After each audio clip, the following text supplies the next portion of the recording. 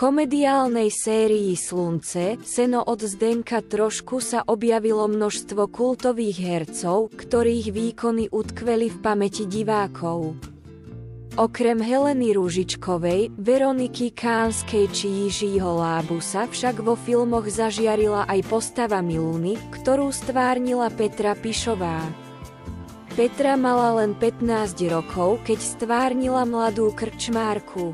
Hoci sa preslávila ako herečka, v súčasnosti sa venuje inej kariére, vďaka ktorej rozprávkovo zbohatla. Vyštudovala žurnalistiku a krátky čas v roku 1998 pôsobila ako hlásateľka politického diskusného programu s názvom Nedeľný partie. Aj napriek tomu, že Miluna na filmovom plátne zvádzala komický súboj o srdce Vencu Konopníka s Blaženou, jej osobný život tiež naberal úplne iný smer.